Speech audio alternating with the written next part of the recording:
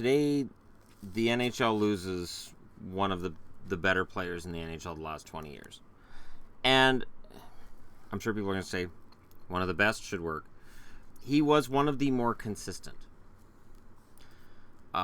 Shane Doan, in his 20-plus seasons as a Coyote, he stuck around with a team that we were sure he was going to want to be traded from numerous times.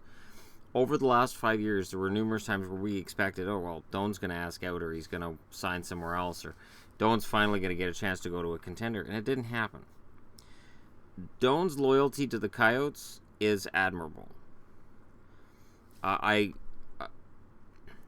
think it's funny because sometimes fans will get upset, like, why doesn't this guy want to go to a contender? Or vice versa, why doesn't this team trade this player because they need to get rid of him? Sometimes loyalty in sports is important. And in an era of salary caps and frequent moving around of players and teams in other sports, not in hockey, loyalty doesn't seem to matter to a lot of people. So when a guy like Shane Doan comes along and he's loyal to one franchise in one city, it's special. It means something. And when Shane Doan comes out today and he says, I raised my family here and this city means everything to me and it's been great to meet you, believe it. There are times where players will say, oh, I love it here. And you go, sure you do. You can almost hear them reading a teleprompter when they make positive, wonderful statements about their teammates or their coach. And this didn't feel that way. This felt natural and organic.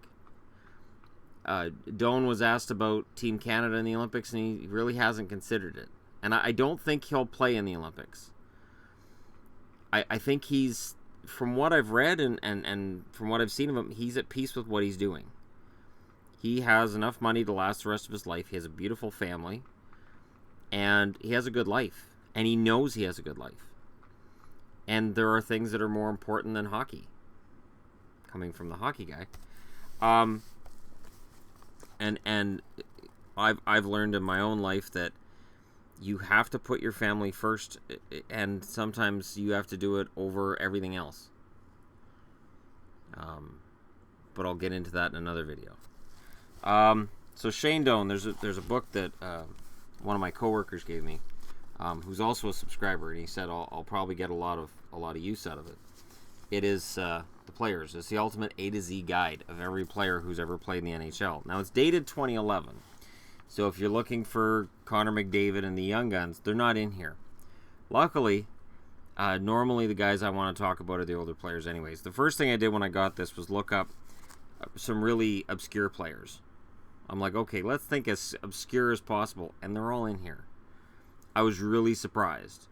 And there's some really good information in here on players, so I'll go ahead and I'll go through Doan's here. And then, I'll talk about the stuff that is more important or not as well known. What a close and spiritual group the Doan clan is. They're connected by sports. Patriarch Bernie was drafted by St. Louis in 1971. Leanne, Shane's sister, played on Canada's national women's basketball team, and Shane made it to the NHL. Although he never made Winnipeg or Phoenix because of his low scoring, his frustration got to him.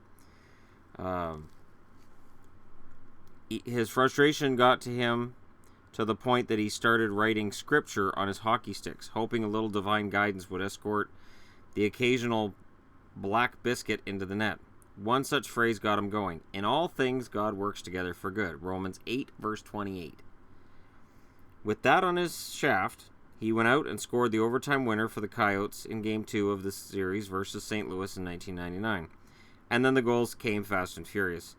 In the two seasons following, he had 26 goals both years, and then his previous season had been 7. So he's got a spiritual side to him too, and that will definitely cause him to be far more likely to say, you know what, I'm happy with what I have. And not want to come out of his retirement stage for a 2-week tournament in Korea. And I'm fine with that. Plays his entire career in Phoenix. He retires as, they said, I believe what I read on the NHL said that Gordie Howe, Alex Delvecchio, and Nick Lidstrom are the only players who've played more games for one team in their entire career. I'm pretty sure it was Gordie Howe. But he's a guy that, you know, and the question's going to get asked, well, does he make the Hall of Fame? I don't know. And I'm being honest, I don't know. He could.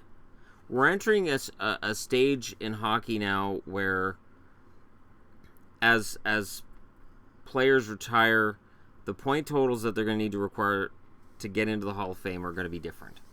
So coming out of the 80s, if you didn't have 1,000 points, you weren't going to make it. Then they made exceptions for guys like Bure and Neely years later. And then Lindros as well. By that standard, could Doan make it? Maybe. The thing about the whole Hall of Fame question is this. Does a guy dominate? Does a guy get a lot of all-star selections? If he gets a lot of all-star selections, is his team on the weaker side? Is that why he's in the all-star game? There's a lot of things that a voter could consider.